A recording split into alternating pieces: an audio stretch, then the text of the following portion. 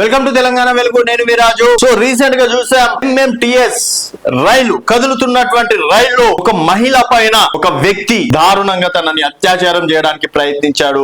So తనని తను రక్షించుకోవడానికి కోసం కదులుతున్నటువంటి ట్రైన్ లోనే నుంచి దుంకేయడం, తర్వాత తను తీవ్ర గాయాలయ్యి ఇప్పుడు ప్రస్తుతం ఆసుపత్రిలో ఉంది.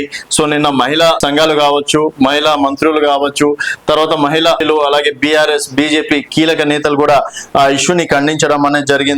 సో రాష్ట్రంలో అసలు మహిళలకు భద్రతనే లేదంటూ కూడా మాజీ మంత్రి సబితా ఇంద్రారెడ్డి గారు కూడా చెప్పారు. సో మొత్తానికి ఇక్కడ ఉన్నటువంటి దొంగ దొరికేశాడు.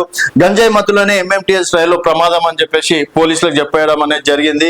సో యువతిపై అత్యాచార యత్నం కేసులో నిందితుల్ని పోలీసులు గుర్తించారు. ఎంఎంటిఎస్ రైల్లో యువతిపై జరిగిన అత్యాచారం కేసును పోలీసులు ఛేదించారు.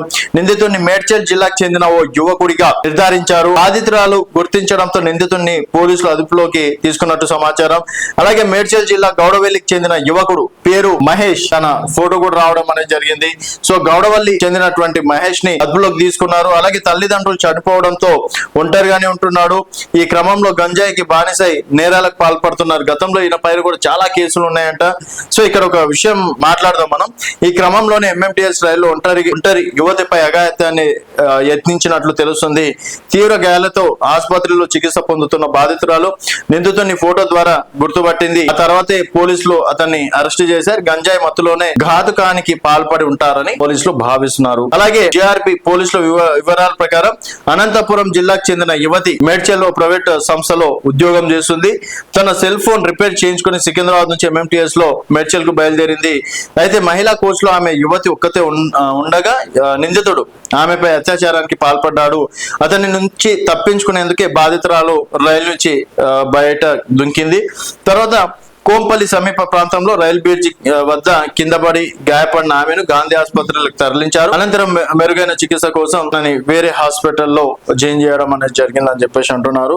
సో మరి ఇక్కడ పోలీసులు చాలా సందర్భాల్లో చాలా సింపుల్ గా ఏం చెప్తున్నారు, గంజాయి మత్తులోనే ఈ విధంగా చేశారు, డ్రగ్స్ తీసుకొని ఈ విధంగా చేశారు. అలాగే మహేష్ అనే వ్యక్తి పైన ఇప్పటికి దాదాపుగా 5 నుంచి 10 కేసులు ఉన్నట్టు కూడా చెప్తున్నారు, గతంలో నేరాలకు పాల్పడినట్టు. అండ్ గతంలో నేరాలకు పాల్పడిన వ్యక్తి ఒకసారి జైలుకి వెళ్తే ఇట్లాంటి నేరాలు పాల్పడకుండా ఉండేందుకు పోలీసులు ఎందుకు చర్యలు చేపట్టట్లేదు? ఇప్పటి వరకు మర్డర్ కేసులో కావచ్చు, అవి కావచ్చు, ఇన్ని జరుగుతున్నా కూడా ప్రతి ఒక్కరు గతంలో అతని పైన ఎన్నో సెక్షన్ల కింద కేసులు నమోదై ఉంటాయి. మళ్ళీ వాడు బయటికి వచ్చి అదే విధంగా తప్పులు చేస్తూనే ఉంటాడు. ఈ రోజు వాడిని కరెక్ట్ శిక్షించి ఉంటే, మన చట్టాలు సరిగ్గా ఉంటే ఈ రోజు అమ్మాయికి ఆ పరిస్థితి ఉండేది కాదు కదా. నిన్న మొన్న కూడా కొన్ని మర్డర్ కేసులలో కూడా ఆల్రెడీ ఎన్నో కేసులు ఉన్న వ్యక్తులని బయటికి స్వేచ్ఛగా వదిలేయడం, వాడు మళ్ళీ మర్డర్ చేయడం, మళ్ళీ లోపలికి వెళ్ళడం లాంటివి కూడా జరుగుతున్నాయి.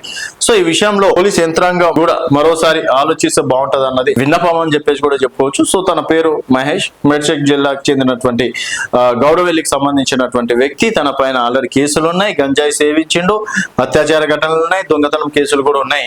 మరి ఈసారన్న ట్రీట్మెంట్ చేస్తే మరోసారి వాడు ఇలాంటి తప్పులు చేయడం అని చెప్పేసి కూడా చెప్పుకోవచ్చు. చూస్తూనే ఉండండి తెలంగాణ వెలుగు.